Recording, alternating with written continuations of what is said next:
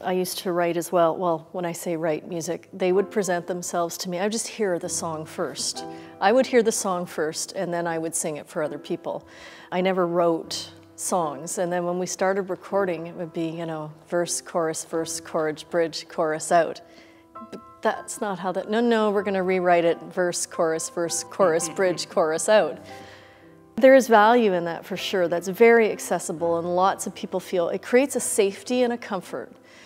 And it's not helpful in complexity and volatility. And I think the great thing about this world that we're living in now is that we have to start playing all 88 keys because the playing field has changed. And the answers, we don't have linear problems to solve anymore. We have complex, messy problems where we don't even know where the beginning of the problem may be. We just kind of have to go, okay, we think it's here.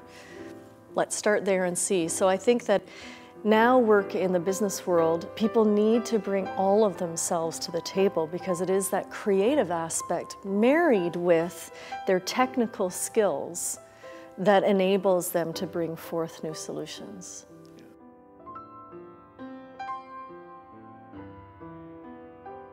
When you're meeting someone for the first time and you're trying to create safety, you'll drop words. And the words you'll drop are phrases or content or concepts to try and figure out which language are you speaking from authentically, not this language of just the sharing one-on-one, but where are you really coming from? And I find myself more and more doing that consciously with people, trying to figure out, you know, what are you tuned into? And usually it's tuned into some kind of conventional literature written by somebody. Ah, you're a big fan of, you know, whoever it is. Okay, so let's take that thread as a path to discover who you really are. Because people need the safety of a path. I keep coming back to the idea is a song that's already been played by somebody else. Let's do that, but we'll do it in a style that's something we're familiar with. I find that there's a code or there's a language that's being spoken now in the corporate setting where people are starting to share concepts and ideas by putting little words here and there and waiting to see if you actually pick that word up, that means it's safe to move to the next level. So you're out trying to figure that out, and I'm starting to find more and more people are willing to step out into the light, if you will, as a metaphor, and start to have those dialogues. And it's amazing to me how quickly those dialogues are getting legs.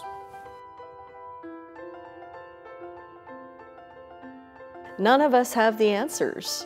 Even our smartest, most experienced, you know, well-trained, best educated, dedicated people don't have the answers. They're going to emerge from this new place. I'm sure we'll probably get to a point down the road where everybody will have answers again, but right now nobody does. And if we can drop the expectation of, I performed better last night, I did it better last time. The number of people who said, oh, I've been through recessions before, they're not saying that anymore. Because this is not just a little recession. It's not even a big recession. It is a structural break. I think art is what's missing. And the artfulness with which we create spaces for ourselves and for others, as well as how we create books and CDs and all the rest of it.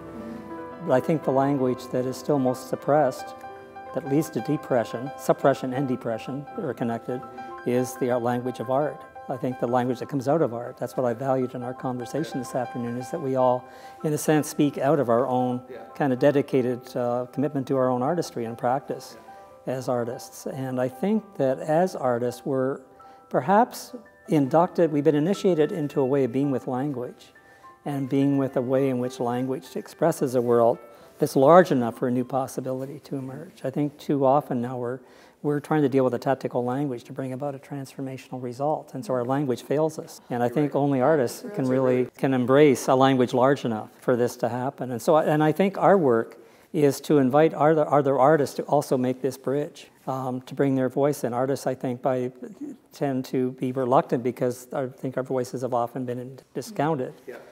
And because we're not understood or we don't speak the way people understand.